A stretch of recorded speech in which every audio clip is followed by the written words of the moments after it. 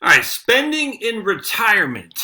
This is interesting because this is from the BLS. You can see, you can see up this 2018 Consumer Expenditure Survey, at table 1300. I think it's critically important to understand this and to get a gauge of this. We're going to talk about it in detail here in just a second. Table 1300, average age of reference persons. So we got under 25, 25. You can see how they break it down by age group, which I like a lot.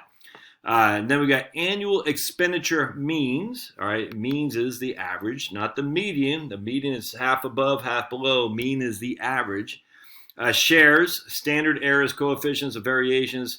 Again, the Consumer Expenditure Survey. This is basically the gold standard for expenditures, if you will. And you can see a number of consumer units, 131,000. This isn't some survey done on the back of a paper napkin, that's for sure. So I love this stuff. I can look at, where does that do my calculator? Here we go. I can look at this stuff all day long. Anyway, so we're going to go over 65 and older. All right. Now, but what I also want to do is I want to go 65 to 74 and 75 because I think it's pretty important to see how it works in terms of those two different cohorts, because 75 and older could be 75 to 95. 65 to 74 is a very specific age frame. We'll probably also do 55 to 64 as well. So they got, all right, there's my buddy, my old buddy. He wants to make sure he gets on some camera time. All right, so we got number of consumer units. We're going to start there. So for 65 and older, we got 33,000. It's a huge sample size. For 55 to 64, we got 24,000. And then you can see the sample size is just gigantic. All right, so let's look at income before taxes. Mean, again, that's the average. All right, so we're just going to go over here to 65 and older, 51,000 before taxes. Now, this is the BLS, all right? This isn't the census survey. So the BLS is more, I don't want to say stringent. I hate to even say trustworthy, but this is the BLS, not the Census Bureau. And I've done videos before on how the Census Bureau is lacking. So but I'm pretty comfortable using this. So anyway, watch this. From 55 to 64, your average expenditure is $88,000. Your average income is $88,000. From 65 to 74, it drops to $60,000. And from 75 to older, it drops to basically 40,000. Well, it inherently makes sense because this is your peak earning time, and now you're not working anymore. That's your income. Isn't that interesting? All right, that's before taxes. But after taxes, watch this. If you're 65 to 74, it drops only $6,000. Yet if it was 55 to 64, it dropped $15,000. So everyone 75 and older after taxes is about $47,000. So it's a pretty significant lack of taxation. There's about basically $5,000 of taxes the average household pays, or the average person pays once they get into their 65s or older. So taxes, I'm just telling you, not a huge issue to contend with. The age of the reference person, if it's 65 and older, the average is basically 75 years old. It's 69 for someone who's 65 through 74, and it's 59 for someone who's 55 through 64. So, all right, so then consumer units. So these aren't persons, these are consumer units. So we got the average person of 45 to 54, which is me, the average 3 people, basically. Charlotte, Josh, and Kid. As we get older, Charlotte, Josh, and basically hardly even one kid, and then it's just Charlotte and Josh, and basically half the time Josh dies off. All right, so we're going to just keep going down here. We got average number of vehicles. The number of earners is 1.5, who is 55 to 64. I'm working, Charlotte's not, or Charlotte's working, I'm not, essentially, or part-time. Average earners is only 1/2. So that means if the average household number in the household is 2, 25% of the time is one of those persons working for an income stream. All right, so we got, and then we got vehicles. All right, so let's keep going down. Housing, tenure. I just want to make sure, yeah, 65 and older right here. So housing, tenure. 80% of homeowner. Yeah, 80% of the people in this cohort are homeowners, 65 and older. Isn't that interesting? Only 20% are renters. Only 24% of those people have mortgages, whereas 56% of the people don't. And as you get above 75, only 16% of the people have mortgages. Interesting, huh? Could that have something to do with things? Yeah.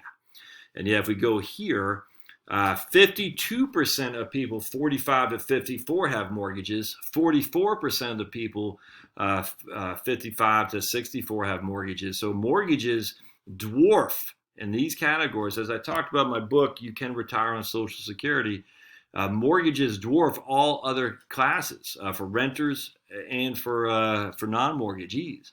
In fact, the sad thing, if you take renters 42% and people who have a mortgage 48%, you take 90% of the population of this cohort, which is 35 to 44, have to pay a monthly payment for rent or for a mortgage. And then you go up a little bit, and this is, I think, 55 to 64.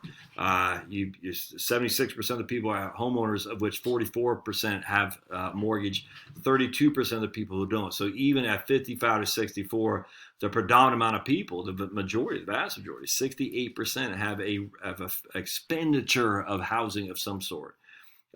Here you got, then it just changes as you get older. So that right there is all you need to know. I mean, the number of people without a mortgage is more than half. The number of people without any kind of monthly payment is more than half of the whole cohort here. 56% of the people have no mortgage, which means 44% of the people have a mortgage or rent. That's it. I mean, so that's all you need to know right there.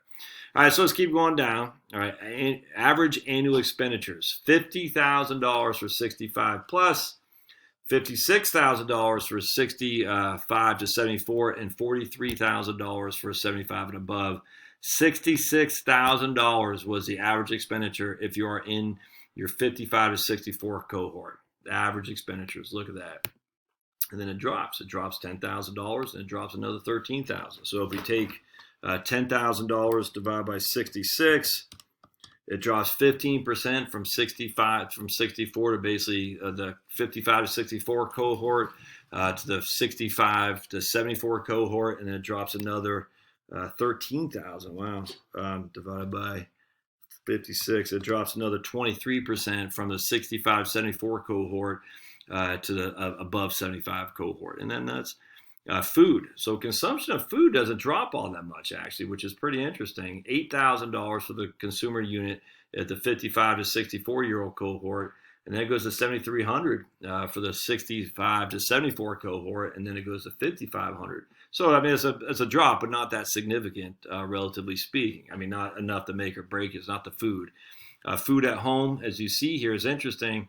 47, well, you can read all this. I'll put the link in the show notes. But the food at home represents 7.2% of expenditures for the 55 to 64 cohort. 7.9% of expenditures, though, for the cohort who's 65 and above. In fact, it's interesting. The total food represents 13% of the expenditures for all households that are 65 and above, and 12% for all households that are 55 to 64. I just find that interesting. All right, you can see what kind of meats, what kind of foods there. I love this stuff. You know, poultry, beef right here. I could read this all day long. Dairy products, fresh milk. I want to see about alcohol. I think they have alcohol in here, so we'll keep going down because that's an expenditure that you could. Food prepared by consumer unit out of food away from home. This is what I want to look at. So you can see everyone says you're going to eat a lot more out when you're retired. Well, that doesn't say that. 4.9% of the expenditures are eating out at home, eating away from home when you're 55 to 64. 5.1% of expenditures are eating away from home when you're over 65. And in fact, in total dollars, it goes down from $32.68 to $3,046 in 1953. So eating away from home does not go up. It just doesn't. I mean, you can see right there. As a percentage, it does, but in terms of the actual dollars, it does not go up. It's interesting. Alcoholic beverages, they go down as well. It goes from 1% of total consumption expenditures, stays at 1%, is at 1% from 55 to 64, stays at 1% from 65 to 74, and then it drops down to 0.6% when you're above 70. The big one always is housing. The cost of your housing is 31.6% of your total bills. Once you're at 55 to 64, it goes up to 33% once you're above 65. But the reason for that is it's 35.7% above 75 years old. And the reason for that is because you don't have as much income. So housing is is always a third of your income, without question. Housing accounts for a third of your income. But yet, the interesting thing, your housing here, when you're 55 to 64, is about 21,000. But as you get older, the housing goes down until you're above 75. It's only 15,000. And the simple reason is that because the vast majority of people don't have a mortgage. And you can read where all this is coming from. So right here, you're spending 4%, almost 5%. Well, here, this is me right here, 45 to 54. We're spending 5.5% of our income on mortgage interest and charges. Then it drops down to 4.7 when we hit 55 to 64. And then once we get above 65, it drops to 2.6. That's the big one right there. So let's keep going down. Property taxes, they stay pretty flexible here. I'm actually surprised that's as high as a percentage is. They do drop as you get older, downsizing. They go from 2868 down to 2,000 when you're over 70 for homestead exemptions, and probably downsizing as well. I'm not going to talk about utilities. Probably drops here. Yep. So utilities drops. 1 second. Right there we go. From 44.97 when you're over 45 to 64.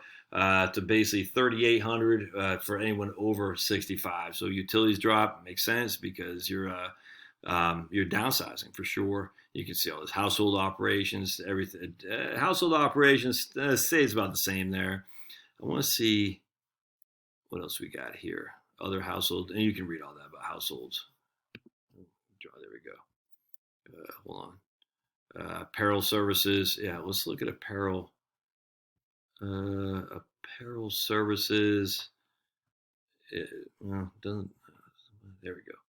That's not. I don't think that's. I want to see apparel, laundry. It says apparel services. So let's see if it says clothing. Let's just keep going down. Gasoline, other vehicles, healthcare right here. All right, so healthcare goes up from 6.8% as you're 55 to 64 to 8.7% in anyone over 60. Of which 13.4% of your expenditures go to healthcare once you're 65 to 74, then it drops to 11.9 once you're above 75. In terms of dollars, it goes from 51.38 to 57.43, and that's a $600 jump. $600 divided by 51.40. That's a 11% increase, but 11% increase on a low amount is not a significant increase. This is what I tell people all the time. Healthcare, yeah, it does go up. It goes up by 11%. Yeah, it does. But the cost of your housing is going down by more than that for sure. And on top of that, your housing cost starts at a significantly higher amount as well. So what are you doing over there? Okay. All right, you just eating a toy. Good job. So healthcare is just not an issue. Health insurance does go up as in terms of dollars paid. And remember, it's Medicare for all will save us. And yet, once you're 75 and above, or 65 and above, your health insurance, Medicare, goes up from $38.48 right here to basically $4,700, and that's when you're on Medicare. So I find that funny actually. Hey, Medicare is going to save us all, and yet we see explicitly that your health insurance cost goes up by $1,000. So if the health insurance cost goes up by 3,848, by 26% once you hit Medicare, which is kind of interesting. All right, entertainment drops quite a bit here, as you can see, $3,700 down to $1,700. So entertainment in terms of real dollars drops. In terms of percentages, stays pretty flat. Let's see here. Pets drops once you get over 75. Personal care and products, I mean, you can see the education drops off a cliff. So when you're 55 to 64 and 45 to 54, you're spending a lot more on education than you are when you're older, just it drops. Tobacco products on an issue there. Cash contributions actually goes up as you get older, which is interesting. So it goes from 3.3% of total expenditures from 55 to 64 to 5.7 once you're over the age of 75. So again, in terms of real dollars, it goes up too. Not only as a percentage, but in terms of the actual dollars. So how could that happen if people are running out of money? How could that happen if people are running out of money, that their cash contributions go up? It's just, the whole thing is just a scam, man. All right, so sources of income, you can see wages and salary. It's okay. Come here, buddy. personally. So I'll put the link in the show notes. I can read this stuff till I'm blue in the face. So anyway, at the end of the day, just the BLS, this is 2018. Every single time they produce this, it's the exact same thing. Your spending goes down in retirement. Your consumption goes down in retirement. Your health costs do jump up by 12%, but that's because it's starting at such a low threshold to begin with. Your housing is always and for everywhere your biggest expense by far, and your housing costs go down substantially because you have no mortgage. All right. As always, don't forget to click the thumbs up, give me a thumbs up, and subscribe. We'll see you next time.